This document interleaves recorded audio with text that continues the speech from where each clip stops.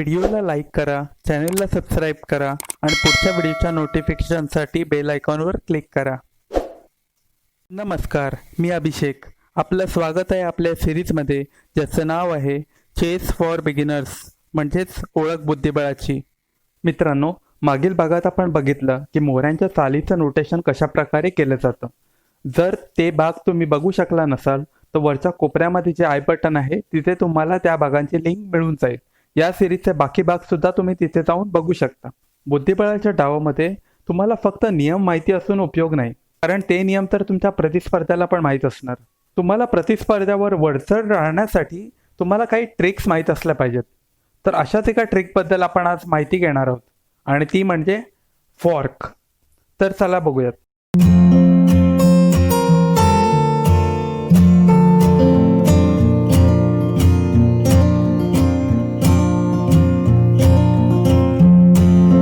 आता फॉर्क म्हणजे जर आपला मोहरा कोणत्या चालीने एकापेक्षा जास्त मोहऱ्यांवर हल्ला करत असेल, म्हणजे दुहेरी तिहेरी असा हल्ला करत असेल, तर त्याला फॉर्क म्हणतात. तर या परिस्थितीमध्ये बघा, जर हत्ती जो C2 या घरामध्ये आहे, आपण जर तो हत्ती या C4 या घरामध्ये नेला तर तुम्हाला कळेल की हा हत्ती आता दोन्ही उंटांवर हल्ला करू शकतो. त्यामुळे काळ्या संघाला त्याचा जर उंट वाचवायचा असेल तर तो एकच उंट वाचू शकतो, दुसरा उंट शहीद होणारच आहे. आता इथे पहा, इथे हा काळा उंट जर त्याने वाचवायचा प्रयत्न केला, त्याने कुठेही हलवला, तर आता तो उंट तर वाचेल, पण दुसरा उंट पुढच्या चालीमध्ये सफेद संघ नष्ट करणार आहे या प्रकारे. किंवा जर त्याने या चालीनंतर समजा हा उंट वाचवायचं ठरवलं, त्याने हा उंट वाचवला, तर आपण या उंटावर मात करू शकतो. तर याला म्हणतात फॉर्क. खेळादरम्यान तुम्ही जेवढे जास्त फॉर्क प्रतिस्पर्ध्यावर कराल तेवढी तुमची डाव जिंकण्याची क्षमता खूप जास्त होऊन जाईल. आणि हे फॉर्क कुठलाही मोहरा करू शकतो. आता या परिस्थितीमध्ये आपण हत्तीचं उदाहरण दाखवलं, कारण हत्ती एका सरळ रेषेमध्ये चाल करतो. तर या परिस्थितीमध्ये दोन्ही उंट सरळ रेषेमध्ये होते, आडव्या ओळीमध्ये होते, आडव्या रँकमध्ये होते, म्हणजे 5व्या रँकमध्ये होते. त्यामुळे आपल्याला ही चाल करून फॉर्क करता आलं. आता इथे पहा, इथे काळ्या संघाकडे एक उंट आहे आणि एक हत्ती आहे, आणि सफेद संघाकडे हा हत्ती आहे. आता जर आपण ती चाल केली तर तो आपला मूर्खपणा असेल. जर आपण ही चाल केली तर आता दोन्ही मोहऱ्यांवर तर हल्ला केलाय, म्हणजे काळ्या संघाच्या या हत्तीवर आणि काळ्या संघाच्या या उंटावर. पण ज्याप्रमाणे सफेद हत्ती काळ्या हत्तीवर मात करू शकतो, त्याप्रमाणे काळा हत्ती सुद्धा आपल्या सफेद हत्तीवर चाल करून येऊ शकतो. इथे आपण फॉर्क करू शकत नाही. घोडा सुद्धा फॉर्क करू शकतो. आता या परिस्थितीमध्ये सफेद संघाकडे हा घोडा आहे, त्याने जर 2.5 घरांची चाल करून जर तो या घरामध्ये आला तर तुम्ही बघू शकता तो काळ्या संघाच्या उंटावर सुद्धा मात करू शकतो किंवा काळ्या संघाच्या हत्तीवर सुद्धा मात करू शकतो. त्यामुळे आता काळ्या संघाची चाल आहे, तर काळ्या संघाला एकच मोहरा वाचवता येईल, कारण तो एकच चाल करू शकतो. त्यानंतर सफेद संघाची चाल आहे, तर या परिस्थितीमध्ये तो हत्तीला वाचवण्याचा प्रयत्न करणार, कारण हत्ती जास्त शक्तिशाली आणि किमती मोहरा आहे, कारण त्याचं वजन 5 पौंड्स आहे, उंटाचं फक्त 3 पौंड्स आहे. तर हा हत्ती त्याने वाचवला, तर या परिस्थितीमध्ये जो राहिलेला मोहरा आहे त्यावर तुम्ही हल्ला करून तो जिंकू शकता. तर अशा प्रकारे तुम्हाला फॉर्क वापरता आला पाहिजे.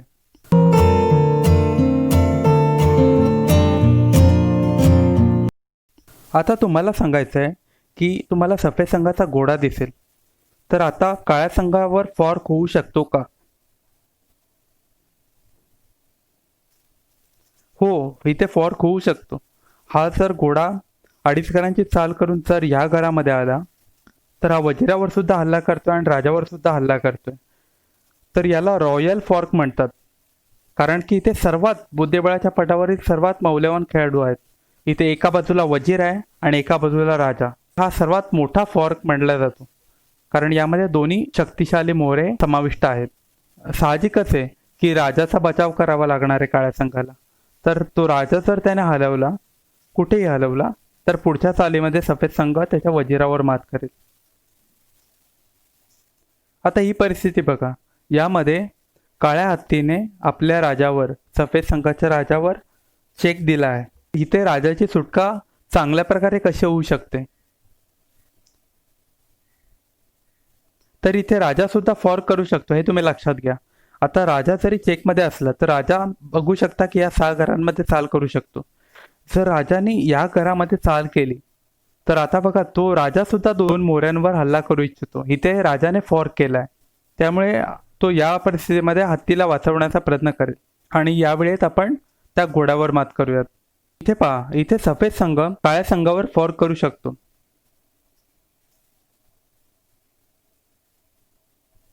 तर इथे हा प्यादा सुद्धा फॉर्क करू शकतो. बघा, त्याने समजा ही सुरुवातीच्या घरातून 2 घरांची चाल केली आणि तो इथे आला. आता बघा, आता तो काळ्या संघाच्या घोड्यावर सुद्धा हल्ला करतोय आणि हत्तीवर सुद्धा हल्ला करतोय. दुहेरी फॉर्क. तर इथे त्याने हत्ती वाचवण्याचा प्रयत्न केला इथे. तर आपण घोड्यावर मात करूयात. भले तो हत्ती आपल्या प्याद्यावर सुद्धा मात करेल, पण लक्षात घ्या आपला फक्त प्यादा गमावलाय आपण, पण काळ्या संघाचा घोडा गमावलाय, ज्याचं मूल्य मोठ्या मोऱ्यांमध्ये गणलं जातं. आता इथे लक्षात घ्या, समजा आपला संघ काळा संघ आहे, सफेद संघ नाही, काळा संघ आहे आपला, आणि आपल्याकडे उंटा आहे, राजा आहे आणि 3 प्यादे आहेत. तर इथे या परिस्थितीमध्ये सुद्धा आपण फॉर्क करू शकतो. म्हणजे काळ्या संघाचा मोहरा सफेद संघावर फॉर्क करू शकतो. तर ती कुठली चाल असणार आहे तुम्ही मला सांगा.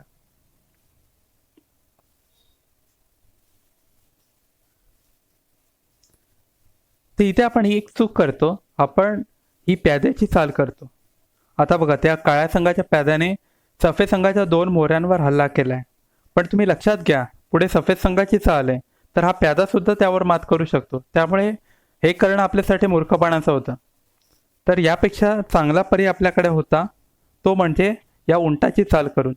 ही उंटाची चाल जर आपण इथे केली तर आता बघा, तो हत्तीवर सुद्धा मात करतोय आणि राजावर सुद्धा मात करतोय, म्हणजे राजावर चेक सुद्धा दिला आहे त्याने. तर साहजिकच आहे या परिस्थितीमध्ये त्याला राजाला बाजूला करणं गरजेचं असेल. त्यामुळे त्याने राजाला त्या उंटाच्या हल्ल्यातून दूर केलं. पुढच्या चालीमध्ये आपण या हत्तीवर मात करूयात.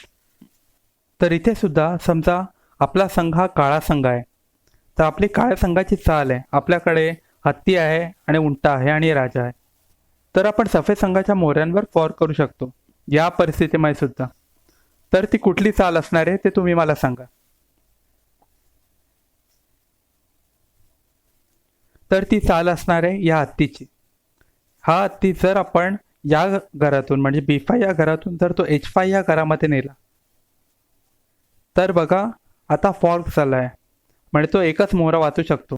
म्हणजे सफेद संघ त्याच्या उंटाला वाचू शकतो, नाहीतर त्याच्या घोड्याला. ज्या मोऱ्याला तो वाचवेल, समजा या परिस्थितीमध्ये समजा त्याने या उंटाला वाचवलं तर आपण या घोड्यावर मात करूयात. इथे आपला सफेद संघ आहे, तर सफेद संघ काळ्या संघावर फॉर्क करू शकतो या परिस्थितीमध्ये. तर तुम्ही मला सांगा, हा जर वजीर कुठे गेल्यावर फॉर्क होणार आहे.